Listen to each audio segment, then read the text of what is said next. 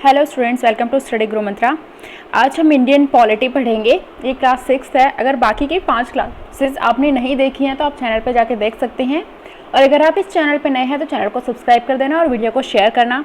जो important MCQs मैं करवाऊंगी ये आपके सभी एग्जाम्स के लिए इंपॉर्टेंट है, चाहे वो bank, SSC, railway, NTPC, DRDO, patwari, constable, UP TET, UPSC, PCS या फिर कोई भी सिविल सर्विसेज का जो एग्ज़ाम है जैसे कि RAS, ठीक है, इनके लिए बहुत ज़्यादा महत्वपूर्ण है। इंडियन पॉलिटी इन एग्ज़ाम्स में पूछी जाती है, तो आप इस वीडियो को ध्यान से देखिए। अगर आपको ये वीडियो अच्छी लगती है तो चैनल को सब्सक्राइब कर देना और वीडियो को शेयर करना।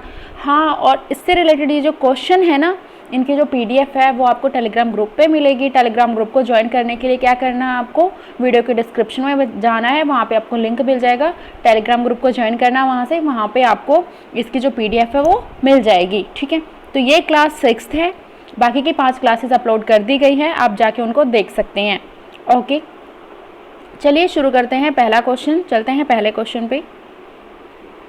पहला क्वेश्चन हमारा, निम्नलिखित में से कौन से व्यक्ति संसद सदस्य बनने के लिए पात्र नहीं है? संसद के सदस्य बनने के लिए कौन से व्यक्ति पात्र नहीं है, क्वेश्चन में पूछा गया है। ऑप्शंस आपके सामने हैं। ए है, न्यायालय ने घोषणा कर दी है कि व्यक्ति विकृत चित्त है। विकृत चित्त मीन्स उसका जो मानसिक संतुलन है वो हिला हुआ है, वो कोई भी डिसीजन नहीं ले सकता अगर न्यायालय ने ऐसा घोषणा कर दी है। बी है, किसी अपराध में व्यक्ति को 2 वर्ष या उससे अधिक की सजा हुई हो। सी है निर्धारित समय के अंदर चुनावी खर्च का ब्यौरा देने में असफल रहा है। और डी है, छुआछूत, दहेज या सती प्रथा जैसी अपराधों में संलिप्त पाया गया है। ठीक है, तो ये जो चारों विशेषताएं हैं अगर किसी आदमी में पाई जाती हैं तो वो व्यक्ति संसद बनने का पात्र है या नहीं, ये हमें बताना है। ठीक है, नीचे दिए गए कूट का प्रयोग करके सही उत्तर का चयन कीजिए। ए ऑप्शन है आपका केवल 1 और 2, बी है केवल 1, 2, 3, सी है केवल 1, 2 और 4th, और डी है केवल 1, 2, 3 और 4th। तो इसका जो आंसर है वो क्या होगा? इसका आंसर है डी, यानी कि ये चारों विशेषताएं जिस व्यक्ति में हैं, ठीक है, तो वो पात्र नहीं है कि वो संसद का व्यक्ति बन सके। ठीक है, ये जो चारों विशेषताएं हैं उसमें नहीं होनी चाहिए। ओके, ना तो किसी अपराध में 2 वर्ष या उससे अधिक की उसको सजा हुई हो, ठीक है, और ये ना उसको किसी छुआछूत, दहेज या सती प्रथा जैसे अपराधों में संलिप्त पाया गया हो। ओके, इसके बारे में डिटेल में डिस्कशन करेंगे। हर एक क्वेश्चन के बारे में मैं आपको डिटेल में बताऊंगी ताकि वो आपको अच्छे से समझ आ जाए। संविधान और जन प्रतिनिधित्व अधिनियम 1951 में किसी व्यक्ति के संसद सदस्य बनने संबंधी पात्रता का निर्धारण किया गया है। ठीक है, किसमें किया गया है? संविधान और जन प्रतिनिधित्व अधिनियम 1951 में।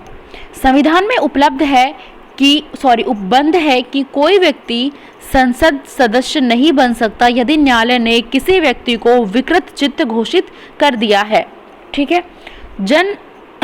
मतलब कि वो व्यक्ति जो उसका चित्त है वो असाधारण है। जन प्रतिनिधित्व अधिनियम 1951 में अपात्रता के लिए निम्नलिखित उपबंध किए गए हैं। आगे पढ़ते हैं। एक तो ये उपबंध है कि उस व्यक्ति को न्यायालय द्वारा विकृत चित्त घोषित कर दिया हो, वो भी संसद का जो व्यक्ति है वो बनने के पात्र नहीं है। नेक्स्ट है, किसी अपराध में व्यक्ति को 2 वर्ष या उससे अधिक की सजा हुई हो। ठीक है, निर्धारित समय के अंदर चुनावी खर्च का ब्यौरा नहीं दिया हो, उसे छुआछूत, दहेज या सती प्रथा जैसे अपराधों में संलिप्त पाया गया हो। ठीक है, ये सब भी जो विशेषताएं जिसमें होंगी, इनमें से एक भी होगी तो वो पात्र नहीं है संसद का व्यक्ति बनने के लिए। संविधान के अनुच्छेद 103 में उपबंध है कि संसद सदस्य अनुच्छेद 102(1) के तहत योग्य है या अयोग्य है का निर्णय राष्ट्रपति करेगा और राष्ट्रपति का निर्णय अंतिम होगा। ठीक है, किंतु राष्ट्रपति ऐसे किसी प्रश्न का निर्णय लेने से पहले निर्वाचन आयोग की राय लेगा और उसी राय के अनुसार निर्णय करेगा। ठीक है, जो संविधान के अनुच्छेद 103 में ये उपबंध है कि जो संसद के जो व्यक्ति हैं, ठीक है, वो योग्य है या अयोग्य है उनका निर्णय कौन करेगा? राष्ट्रपति करेगा। और राष्ट्रपति अकेला नहीं करेगा, वो जो निर्वाचन आयोग है उनकी भी राय लेगा, उसके अनुसार निर्णय करेगा। ओके, नेक्स्ट क्वेश्चन हमारा, संविधान की 6ठी अनुसूची के विषय में निम्नलिखित कथनों पर विचार कीजिए। 6ठी अनुसूची में क्या बोला गया है? ठीक है, इन कथनों पे हमें विचार करना है। पहला है, स्वशासी जिलों की स्थापना या पुनर्स्थापना करने, इसके क्षेत्रों को घटाने या बढ़ाने तथा नाम परिवर्तन करने या सीमाएं निर्धारण करने की शक्ति राज्यपाल को है। राज्यपाल स्वशासी जिलों एवं स्वशासी प्रदेशों के प्रशासन की जांच करने और रिपोर्ट करने के लिए किसी भी समय आयोग की नियुक्ति कर सकेगा। नेक्स्ट थर्ड है, राज्यपाल उपयुक्त आयोग की सिफारिश पर जिला परिषद या प्रादेशिक परिषद का विघटन कर सकता है। और नेक्स्ट है, उपयुक्त में से कौन सा कथन सही है? ए है केवल 1 और 2, बी है केवल 1 और 3, सी है केवल 2 और 3 और डी है केवल 1, 2 और 3। तो कौन सा आंसर है वो करेक्ट है, आपको बताना है।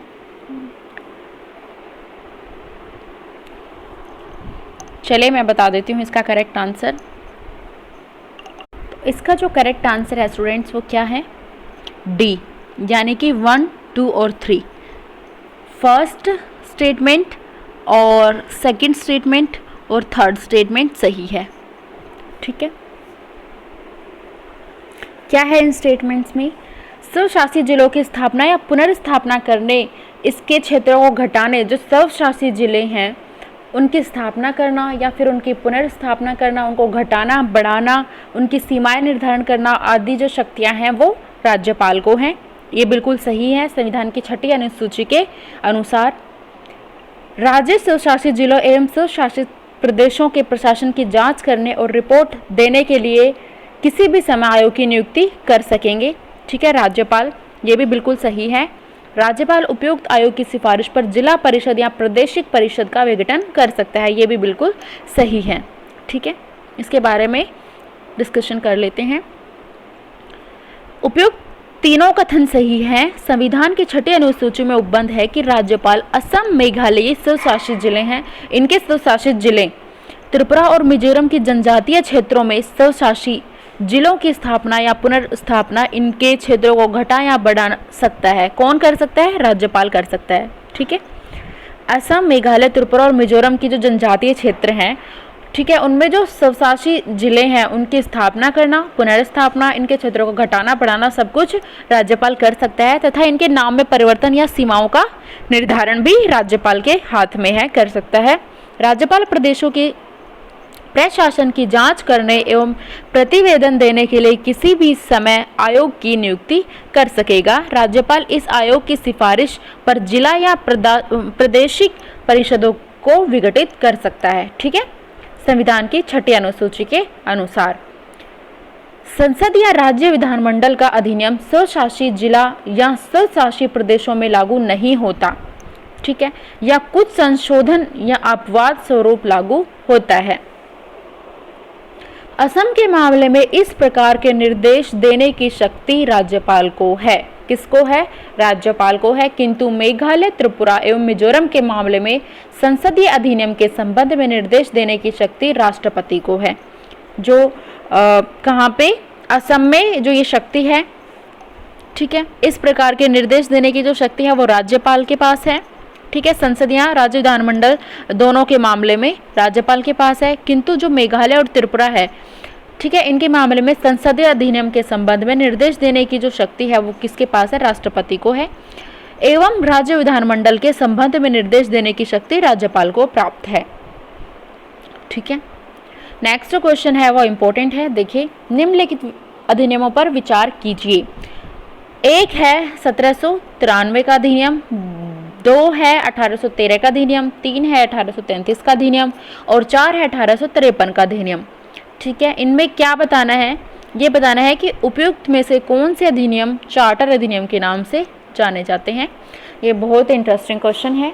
ऑप्शन है आपके सामने, ए है केवल 1 और 2, बी है केवल 1, 2 और 3, सी है केवल 2, 3 और 4 और डी है केवल 1, 2, 3, 4 यानी कि चारों। तो इसका जो करेक्ट आंसर है वो क्या होगा? चार्टर अधिनियम के नाम से किसको जाना जाता है? ये चारों ही ऑप्शन है वो सही है। ठीक है, चलिए इसके बारे में डिटेल में डिस्कशन करते हैं। उपयुक्त सभी अधिनियम चार्टर अधिनियम के नाम से जाने जाते हैं। 1786 एवं 1857 के बीच ब्रिटिश संसद ने कंपनी के मामले में 4 प्रमुख चार्टर अधिनियम पारित किए। उपरोक्त चार्टर अधिनियम 20 वर्ष के अंतराल पर पारित किए गए। ये सभी जो अधिनियम है ये 20-20 के अंतराल पर पारित किए गए। इन्हें चार्टर अधिनियम इसलिए कहा जाता है क्योंकि इन अधिनियमों के द्वारा कंपनी की आज्ञापत्री अवधि बढ़ाने के साथ साथ कंपनी के अधिकार, कंपनी एवं सरकार के बीच संबंध, कंपनी के भारतीय प्रशासन में समय समय पर महत्वपूर्ण बदलाव किए गए। इनको चार्टर इसीलिए बोला जाता है, किस लिए बोला जाता है? क्योंकि इनके द्वारा क्या किया गया, जो कंपनी के जो आज्ञा पत्र है उसकी अवधि बढ़ाना, ठीक है, कंपनी के जो अधिकार हैं और सरकार के जो बीच संबंध है कंपनी के, उनमें बदलाव करना, कंपनी के भारतीय प्रशासन में समय समय पर महत्वपूर्ण बदलाव किए गए, इसलिए इनको चार्टर अधिनियम का नाम दिया गया।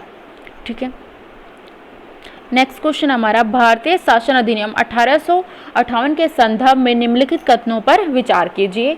एक है, इस अधिनियम के द्वारा भारत की राज्य सचिव नामक एक नए पद का सृजन किया गया। 2 है, कंपनी कोर्ट ऑफ डायरेक्टर्स एवं बोर्ड ऑफ कंट्रोल की व्यवस्था बनी रही।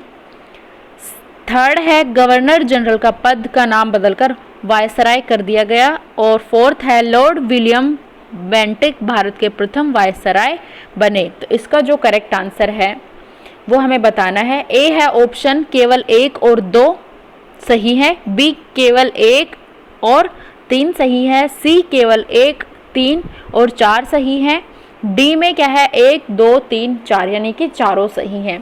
तो इसका जो करेक्ट आंसर है वो क्या है? इसका जो करेक्ट आंसर है वो क्या है? बी, केवल 1 और 3 सही है। ठीक है, 1 और 3 सही है। इसका जो आंसर है वो क्या है?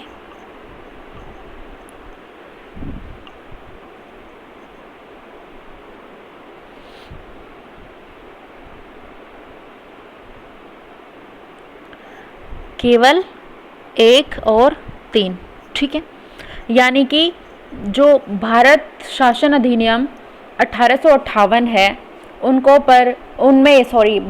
भारतीय शासन अधिनियम 1858 में क्या किया गया? इस अधिनियम के द्वारा भारत के राज्य सचिव नामक एक नए पद का सृजन किया गया। ये भी बात बिल्कुल सही है।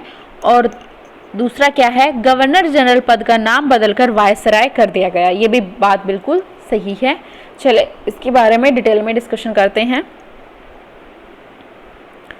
कथन 2, 4 गलत है क्योंकि भारत शासन अधिनियम 1858 के द्वारा कंपनी के कोर्ट ऑफ डायरेक्टर्स एवं बोर्ड ऑफ कंट्रोल को समाप्त कर दिया गया था।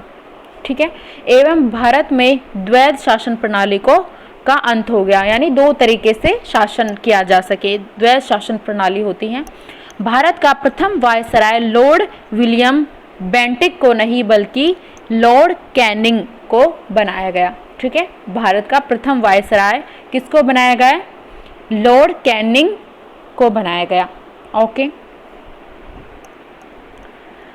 इस अधिनियम के द्वारा भारत के राज्य सचिव नामक एक नए पद का सृजन किया गया। ये बिल्कुल सही है। यह सचिव ब्रिटिश मंत्रिमंडल का सदस्य होता था एवं भारतीय मामलों में ब्रिटिश संसद के प्रति उत्तरदायित्व था। ठीक है, भारतीय प्रशासन पर नियंत्रण की पूरी जो संपूर्ण शक्ति एवं राज्य सचिव में निहित होती थी। जो भारतीय प्रशासन था उस पर नियंत्रण की जो पूरी शक्ति है, संपूर्ण शक्ति, वो राज्य सचिव में निहित होती थी। ओके,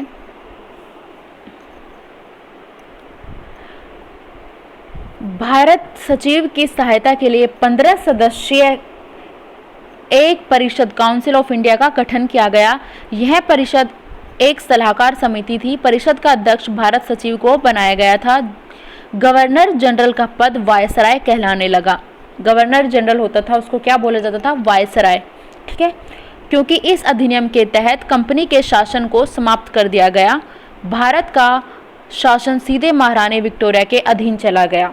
जो भारत का जो शासन था, कंपनी का जो शासन है वो ख़त्म कर दिया गया और किसके हाथों में चला गया? महारानी विक्टोरिया के अधीन चला गया। गवर्नर जनरल अब सम्राट के प्रतिनिधित्व की हैसियत से कार्य करने लगा। जो गवर्नर जनरल था, ठीक है, उसको क्या, उसका जो पद है वायसराय कहलाने लगा और जो गवर्नर जनरल है वो सम्राट के प्रतिनिधि की हैसियत से कार्य करने लगा। ठीक है, संचालक मंडल, नियंत्रण मंडल एवं गवर्नर जनरल की सभी शक्तियां परिषद सहित भारत सचिव में केंद्रित की गई, जो संसद के प्रति उत्तरदायी था। ठीक है, जो भी भारत सचिव था उसमें ये सभी शक्तियां हैं वो केंद्रित की गई, उसके पास सभी शक्तियां थी। भारत सचिव के परिषद को निगमित निकाय, कॉर्पोरेट बॉडी घोषित किया गया, जिस पर इंग्लैंड एवं भारत में दावा किया जा सकता था। नई व्यवस्था का प्रारंभ महारानी विक्टोरिया की घोषणा के साथ हुआ, जिसकी घोषणा इलाहाबाद में आयोजित एक विशेष दरबार में 1 नवंबर 1858 में की गई थी। अतः कथन 1 और 3 सही है। ठीक है, यानी कि 2 और 4 जो कथन है वो गलत है। ठीक है स्टूडेंट्स, तो ये थी हमारी आज की वीडियो आपको कैसे लगी मुझे कमेंट करके ज़रूर बताना। अगर क्वेश्चंस के रिगार्डिंग आपको कुछ भी डाउट हो, कुछ भी पूछना हो तो मुझे कमेंट कर देना। ठीक है, इसमें हमने कुछ क्वेश्चंस लिए जो आपके लिए बहुत ज़्यादा इंपॉर्टेंट है सिविल सर्विसेज के लिए, और जो भी आप किसी एग्ज़ाम की तैयारी कर रहे हो, जैसे रीट वगैरह की तैयारी कर रहे हो, कोई टीचिंग की तैयारी कर रहे हो, किसी की तैयारी कर रहे हो, इंडियन पॉलिटी सभी में पूछी जाती है, तो ये आपके लिए बेस्ट क्वेश्चंस हैं। ठीक है, इनको रिवाइज़ करके जाइए एग्ज़ाम में और आई होप आप अच्छे से कर पाएँ। ठीक है, मिलते हैं नेक्स्ट वीडियो में। Thank you.